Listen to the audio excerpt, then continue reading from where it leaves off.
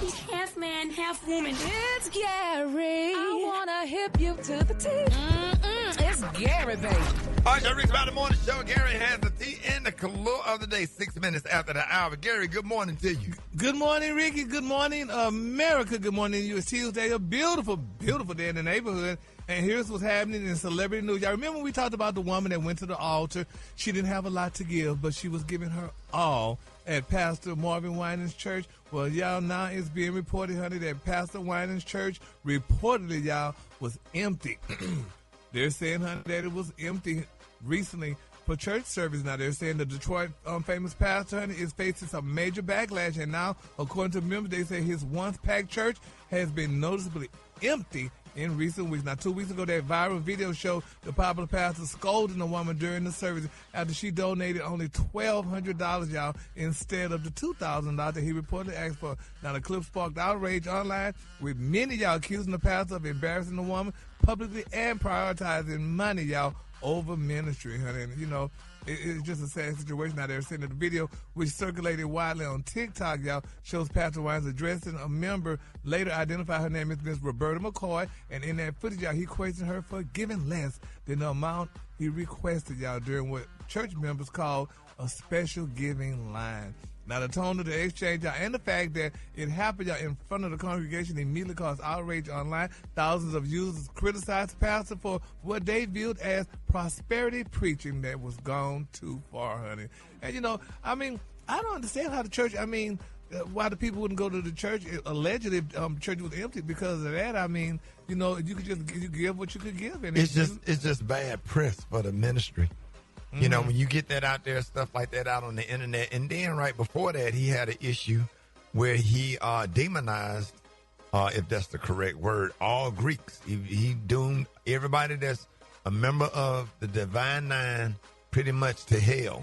Oh, so when you got people like Fred Hammond, that's a Sigma, and you got Erica Campbell, that's an AKA, and, you know what I'm saying, you got all of these gospel singers and probably a percentage of your membership that's Greeks, that caused a lot of controversy. And then on top of that came the other controversy with the money.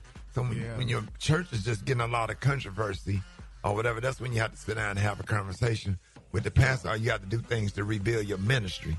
You know, positive things in the community, serving the homeless, serving the poor, to try to get your name in your ministry, you know, built back up.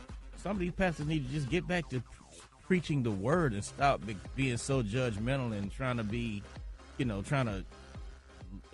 dictate people's lives. You know what I'm saying? Just preach the word and kind of stick to that, and stay out of trouble. But what I don't understand, though, with everybody, I mean, if he's a preacher, it's evidently that the Lord told him to say this. So if the Lord told him to say this... No, the Lord don't tell a lot of the preachers to say that stuff. Because I know I done got preached on a few times at my old home church, and I know doggone well God didn't wake him up and said to talk about one of your members that's trying to help you real bad and make him feel embarrassed and give him church hurt or whatever. I was traumatized by that. That was embarrassing, one of the most embarrassing moments of my whole life. So now God, they'll say that God put that, because thus said the Lord on their heart, but God loved you also. So why would God have me wake up in the morning and go sit up under a roof to get preached on when I'm only trying to go to serve Him? But that's when the pastors let their ego get in the way of. Oh my God! Of what their mission is supposed to be, because that can write had nothing to do with nothing. I can write a whole book on church hurt. You know what I'm saying? I had a real bad experience or whatever. So I just hate stuff like that. Because, man, people be suffering. They be going through grief. Yeah. They be going through depression. And they come into church, you know, for healing. And they want to give because they want to be blessed. And they're having a lot of bad experiences. So that's why you have a deacon board and a trustee board. Somebody that can pull the pastor and keep everything in check, like a mayor have, a city council, president have, Congress.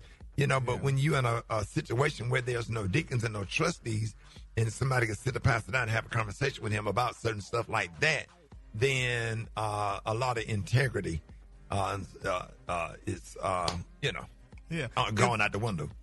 It's funny though. This might not have nothing to do much, but I was a faithful Oprah watcher, and I never get Oprah said one day a lady came up to her and said, "The Lord told me to tell you to give me $1,000." And Oprah said, "Well, baby, he hadn't told me that yet, and I know him just as well as you do. So when he tells me," I like that. Right. and I love that. I'll never forget that. I've been using that for years. Yeah. I said, well, when he tell me, I'll let you know. Exactly. So there you have it. So, but anyway, thus said the Lord. All right, the color today, honey, is one of my favorite colors. My color today, y'all, is powder pink. On the high end, you say powder pink, and on the low end, just say beautiful pink. And you know that's a beautiful fall color too. That's a beautiful fall color. Y'all give it up for Gary with the T.